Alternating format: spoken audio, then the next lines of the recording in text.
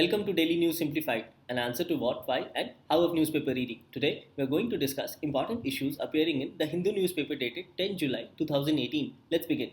The first news appears on page number 1. The news reads, Supreme Court says it is ready to go live. Center moots a TV channel. And as per the Supreme Court, this will be an extension of the open court system as per Chief Justice of India.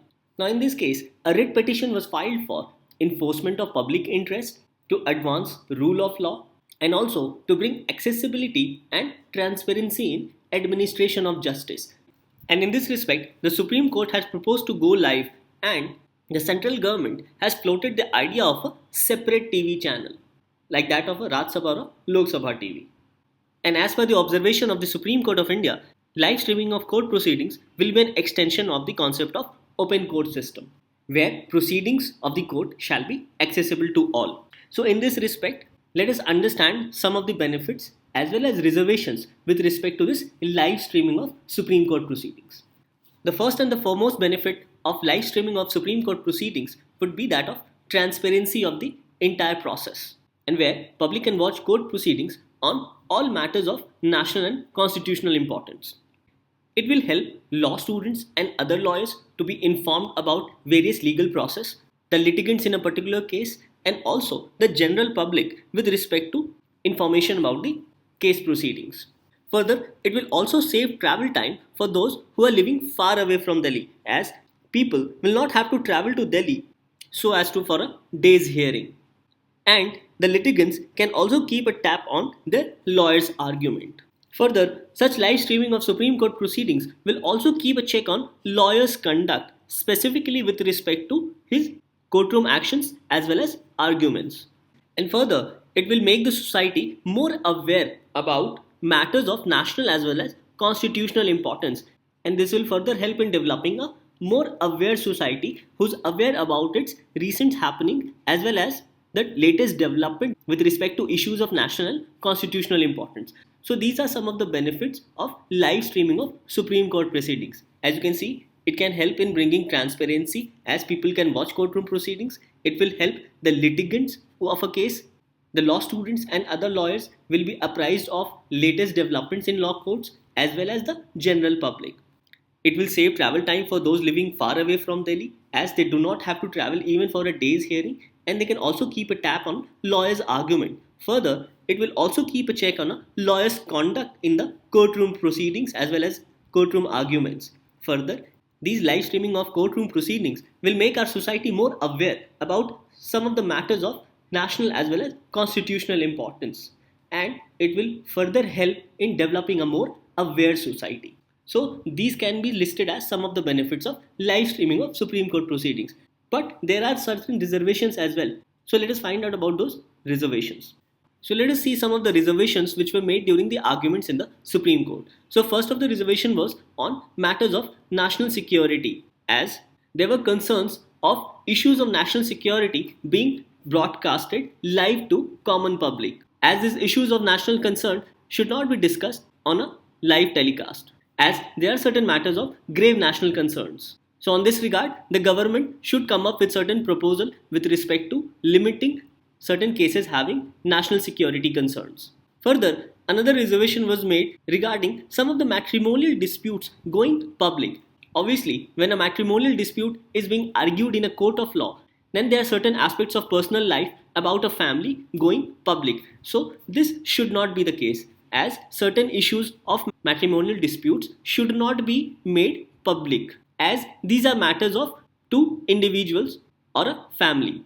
And with respect to matrimonial disputes going public, there is also a case of right of infringement of privacy. So all these matters should be looked into both by the Supreme Court as well as the central government.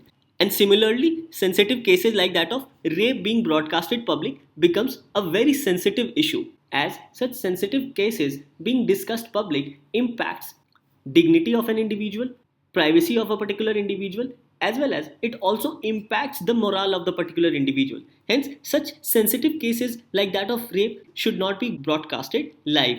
Thus, in this respect, both the Supreme Court as well as the central government must find certain alternatives with respect to certain cases which are having national security concerns, which may belong to matrimonial disputes, as It may also amount to infringement of right to privacy and certain sensitive cases like that of rape, as it involves dignity of an individual, privacy of the person, as well as it impacts the morale of the particular person. So all these reservations should be kept in concern while deciding about whether to make the Supreme Court proceedings live or not. This case, which is being argued in a court of law, is currently in transition. So let's wait and find out what the Supreme Court as well as central government has to say with respect to a dedicated channel with respect to Supreme Court proceedings going live. As far as the syllabus is concerned, it forms part of your GS paper 2, specifically under structure, organization and functioning of judiciary. So with this news, let's wait and watch what the Supreme Court has to finally decide on making broadcasting of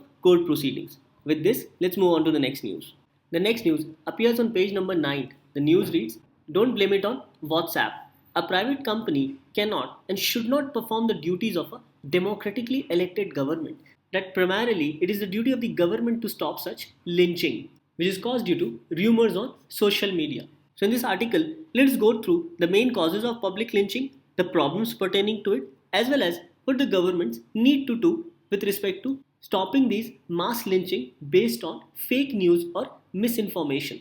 So as per the author, public lynching is a form of organized political productions which has elements of group identity. So first and foremost, mass lynching of late has become a sort of a group identity. So in such cases of mass lynching, there can be said that elements of group identity exist. And such cases of mass lynching are basically a form of one group versus the other group, whereas one of the group is dominating and the other group is not so dominating. And because of this feeble group which lives on the margins of the society, it becomes easy for other person to lynch them due to certain fake rumors. So the various reasons which can be accorded to such inhuman cases of mass lynching can be circulation of fake news via social media, belief in rumors without verification of key facts, incitement of mob resulting in loss of lives, as well as lack of action from state authorities at appropriate time. Now this becomes one of the key aspects with respect to stopping of such mass lynching,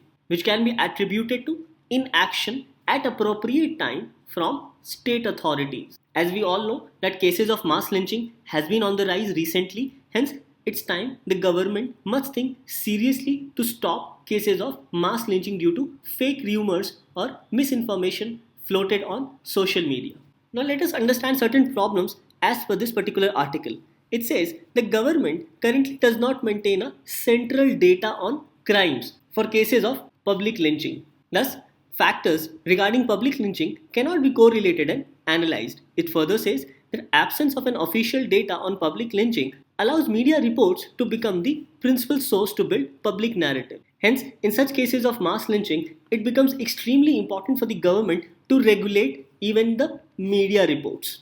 It then says the current media narrative has focused on highlighting the role of WhatsApp being used to spread rumors rather than the focus on underlying factors of public lynching such as identity politics, past instances of conflict, etc. So the author has highlighted that the media has made WhatsApp the scapegoat rather than real issues which confront these cases of mass lynching, which can be termed as identity politics as well as past instances of conflict between communities.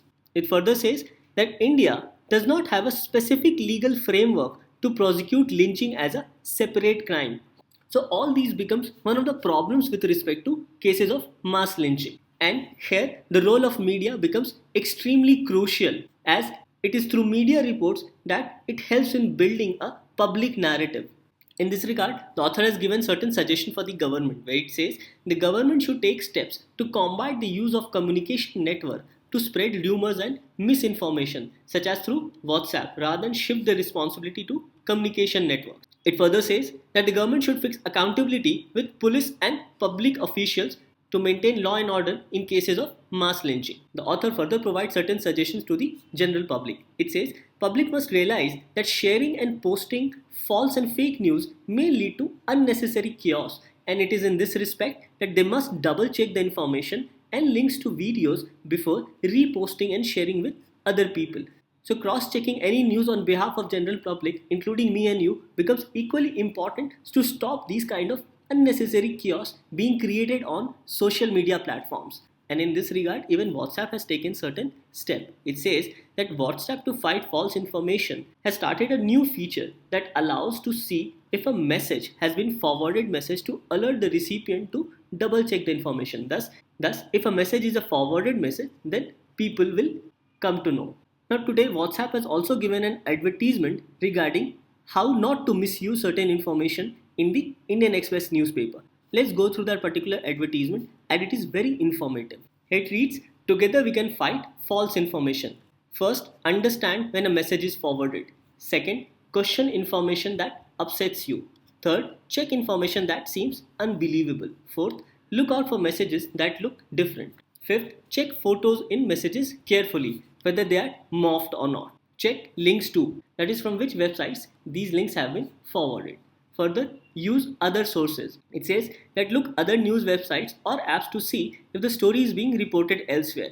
Just don't believe if any particular news comes to you directly. Be thoughtful about what you share. You can control what you see, and also fake news often goes viral. Here they say, do not pay attention to the number of times you receive the message. Just because a message is shared many times does not make the same message true. So this is an initiative taken by the WhatsApp itself. So we understand that this issue of fake news spread through social media platforms has gained significant proportion, and it's high time the government should strictly regulate such cases of mass lynching. As you can see, a question on mob violence has already been asked by UPSC in GS paper 3 in the year 2017. The question read, "Mob violence is emerging as a serious law and order problem in India. By giving suitable examples, analyze the causes and consequences of such." After going through this particular discussion, you can answer this kind of question with respect to mass lynching. This topic gets covered under GS paper 3, specifically under challenges to internal security through communication networks, role of media and social networking sites in internal security challenges. This article on WhatsApp become extremely crucial from our UPSC point of view. With this, let's move on to the next news. The next news appears on page number 1 and also appears as a continuation on page number 10. And this news is with respect to institutions of eminence. It says IISC, IITT, that is IIT Delhi, chosen for special grants. In this news, an empowered expert committee under the chairmanship of former Chief Election Commissioner N. Gopalaswamy in its report has recommended selection of 6 institutions as institution of eminence. And of the 6 institutions, 3 belongs to the public sector as well as 3 belongs to the private sector. As you can see, a question has already been asked in the year 2015 with respect to higher education. It says the quality of higher education in India requires major improvements to make it internationally competitive. Do you think that the entry of foreign education institutions would help improve the quality of higher and technical education in the country? Discuss. So a question on the competitiveness of our higher education has already been asked. So let's discuss this particular news with respect to institution of eminence. So the 3 institutions from the public sector are Indian Institute of Science, Bangalore, which is in Karnataka, Indian Institute of Technology, Bombay in Maharashtra, as well as Indian Institute of Technology in Delhi. Whereas from the private sector, institutes include Geo Institute, which is of Reliance Foundation in Pune, and this institute is under a greenfield category. The next institution is Birla Institute of Technology and Sciences in Pilani in Rajasthan, and the third one is Manipal Academy of Higher Education in Manipal, Karnataka. So these 3 institutions for public sector as well as these 3 institutions from private sector has been termed as institution of eminence. So first of all, let us understand about this Geo Institute of Pune, which is under the greenfield category. It says the Geo Institute, which has to be established in Pune in Maharashtra, has been chosen in the greenfield category. The greenfield category institutions will be issued letters of intent for 3 years, within which they have to commence their academic operations. So they have to commence their academic operation within 3 years of granting letters of intent. And if they are not able to commence their academic operations within 3 years of granting of letter of intent, then the committee can also recommend cancellation of their IOE status, that is institutions of eminence. Further, let's find out about the benefits of the granting of IOE status. So the benefits includes that each of these public institutions selected as institution of eminence will get financial assistance up to rupees 1000 crore over a period of 5 years. It further says that such financial assistance will help the selected institutions to become world-class educational institutions. It will ensure complete autonomy to the selected institutions and also facilitate them in their growth. So it will further grant them complete autonomy, which will further help them in their growth.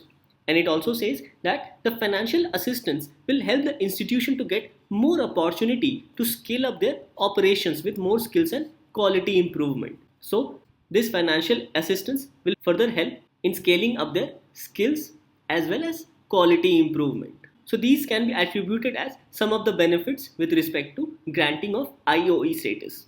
Now the question is how this IOE status will help them in achieving the top world ranking. Let's see. It says to achieve the top world ranking, these institutions shall be provided with greater autonomy to admit foreign students up to 30% of admitted students. So here foreign students can be admitted up to 30% of the entire lot. It further says to recruit foreign faculty up to 25% of faculty strength. Thus, it opened doors for recruitment of foreign faculty. To offer online courses up to 20% of its program. So, there is also a stress on online courses. It further says to enter into academic collaboration with top 500 institutions of world ranking, and that too without permission from the UGC. It then says that these institutions shall be free to fix and charge fees from foreign students without restriction, and there shall be flexibility of course structure in terms of number of credit hours and also years to take a particular degree. And it also says that there shall be complete flexibility in fixing curriculum and syllabus. So all these aspects becomes important to understand that how these institutions of eminence can target to achieve top world ranking. This topic forms a part of GS paper 2 specifically under issues relating to development and management of education as well as human resources. Thus this news on institutions of eminence becomes very important from our exam point of view. As we have seen, a question in mains has already been asked in 2015. With this, let's move on to the next news. The next news appears on page number 7. The news reads, Rupees 809 crore French loan for 15 smart cities projects. It says, however, these cities will have to compete for these funding or this grant. So in this news, India and France had earlier agreed to build smart cities in India, and for that, France had agreed to provide loans to India. This topic was also covered in April edition of the Focus magazine, where it said that both these countries, that is India and France, had signed an agreement wherein India had taken a loan from France worth 100 million euros for the Smart Cities mission. Now, this topic of Smart Cities mission become very important because as you can see, a question has already been asked in the year 2016. The question asked was straightforward. What are smart cities? Examine their relevance for urban development in India. Will it increase rural-urban differences? Give arguments for smart villages in the light of Pura and Rurban mission. So this question had quite a lot of variety and it tried to ask many things with respect to urban development as well as smart villages. So first of all, let's find out what this news is all about. Then we'll also try and understand this concept of smart cities. So as we have already seen, India and France had earlier signed an agreement where India had taken a loan from France worth 100 million euros for smart cities mission. Now the central government has announced a new challenge process to select 15 projects for the funding. And these loans will be given for projects in one of the 4 sectors. So these sectors mainly pertains to sustainable mobility, public open spaces, urban governance and ICT, that is information and communication technology, and organizational innovation in low income settlements.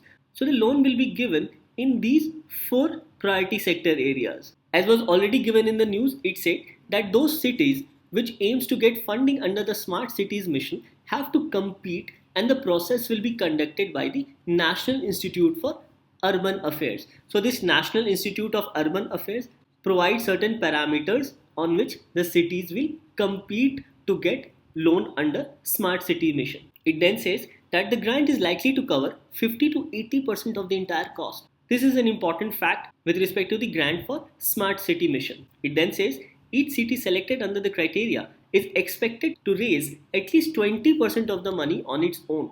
So the grant will be from roughly 50 to 80%.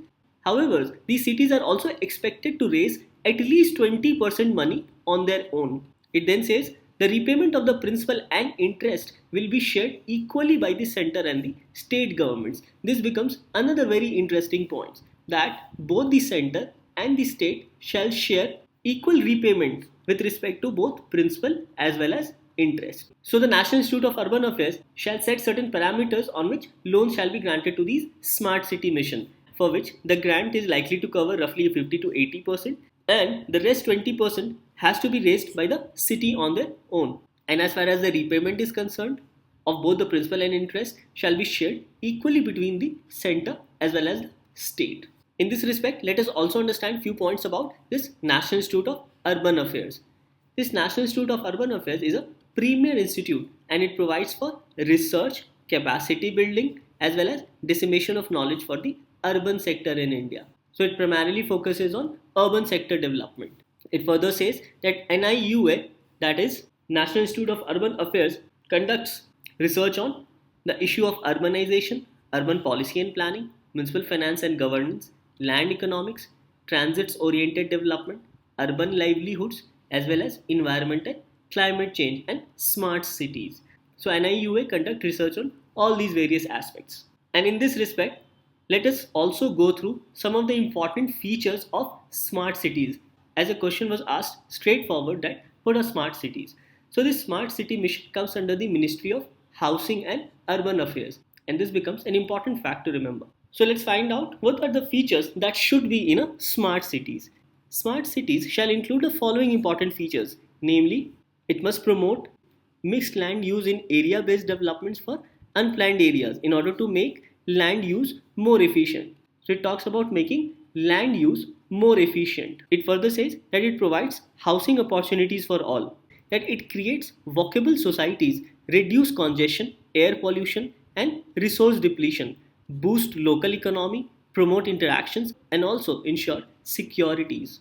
It further says that it must provide proper road network for vehicles, public transport and also for pedestrians and cyclists. It then says that it must also provide necessary administrative services within walking or cycling distance. Along with a proper network of road for public transport, pedestrians as well as cyclists, it must provide necessary administrative services along those routes. It then says it must preserve and develop open spaces like parks, playgrounds, recreational spaces in order to enhance quality of life of citizens, reduce the urban heat effects in areas and also promote eco-balance, that is ecological balance. It then says it must promote variety of transport options like transit oriented development, public transport including last mile connectivity. So this last mile connectivity becomes extremely important for a smart city. And lastly, it makes governance citizen friendly and cost effective. So all these can be attributed as one of the important features for a smart city. It can be summarized as which promotes transport options. It provides governance which are citizen friendly as well as cost effective. It provides more efficient use of land use. It provides housing opportunities for all. It provides walkable societies. It provides proper road for public, pedestrian, cyclist, transport as well as for vehicles, and develops open spaces for eco-balance. These are some of the important aspects of smart cities. This topic of smart cities forms a part of GS paper 3, specifically under infrastructure. This topic on smart cities projects with France becomes very important. As you can see, a question has already been asked in the year 2016. So with this, let's move on to the next news. The next news appears on page number 7. The news reads, chemist must display generic medicines. The Drug Controller General writes to states. Now, in this news, as per the recommendations of this Drugs Technical Advisory Board, which is an expert group to ensure that generic drugs are available in the market. So, as per the advice of this Drugs Technical Advisory Board, the Drug Controller General of India has directed all state drug controllers to ensure that all outlets who are licensed to sell drugs must keep these generic drugs on a separate shelf so that it is properly visible to the consumers as well as customers. This decision was taken to ensure that these generic drugs are available more freely in the market. In this respect, let us understand few basic facts about this generic drugs. Generic medicine, it says, a generic drug is a medication created to be the same as an already market brand name drug. So there already exists a brand name drug in the market And these generic drugs are created almost on the same lines. It says that a generic drug is a medication created to be the same as an already marketed brand name drug. So the similarity between generic drugs and brand name drug extends to dosage form, in terms of safety of its use, strength of the generic drug, quality of the drug, as well as performance of the generic drug. So all these things are same as that of a branded drug, and also intended use. It then says a generic medicine works in the same way and provides the same clinical benefit as its brand name version. So this generic drug also works in the same way as that of a branded drug and provides the same benefits. In simpler words, it means that generic medicines are unbranded medicines which are equally safe and have the same efficacy as that of a branded medicine in terms of their therapeutic value. And the most important fact is that the prices of this generic medicine are much cheaper than their branded equivalent because these branded drugs have patent protection. And to promote the use of generic medicine in India, the government has come up with a scheme known as Jan Aushadhi scheme. So let us understand few basic facts about Jan Aushadhi scheme. As you can see, the government has launched Jan Aushadhi scheme to make available quality generic medicines at affordable prices. Now because those branded drugs are expensive because of patent protection, hence these generic medicines comes cheaper as compared to their branded counterpart. So it says that the government has launched this Jan Aushadhi scheme to make available quality generic medicines at affordable prices to all and especially the poor throughout the country, and this would be done through outlets known as Jan Aushadhi stores. It then says that under this scheme, the state governments are required to provide space in government hospital premises or any other suitable locations for the running of these Jan Aushadhi stores. So these government hospitals must provide space for these Jan Aushadhi stores. It then says that the Bureau of Pharma PSUs of India is to provide one-time financial assistance of rupees 2.5 lakhs as furnishing an establishment cost, startup cost for setting up a Jan Aushadhi outlet. So the Bureau of Pharma also provides financial assistance to set up a Jan Aushadhi store. Hence, the government is promoting this Jan Aushadhi scheme so that these generic medicines become easily available to all, especially the poor, because price of those branded medicines are quite high. This topic gets covered under GS paper 3, specifically under issues relating to intellectual property rights.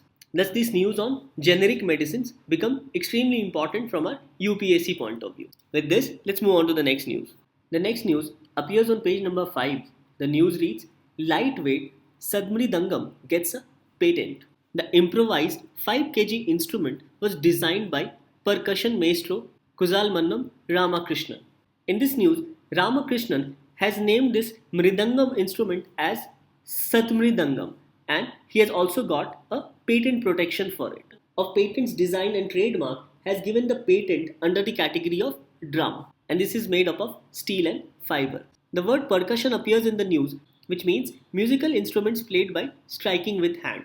So in this respect, let us understand certain few aspects about Sadmridangam and also about Mridangam. So as you can see, Sadmridangam is a lightweight version of the South Indian percussion instrument Mridangam. And this percussion means that an instrument which is played with hand. And it is developed by percussion maestro Kuzhalmannam Ramakrishnan. Kuzhalmannam Ramakrishnan has also been awarded the patent for the design of this innovative product. So in this respect, let us also understand certain basic facts about Mridangam. It says that Mridangam is a percussion instrument from India of ancient origin.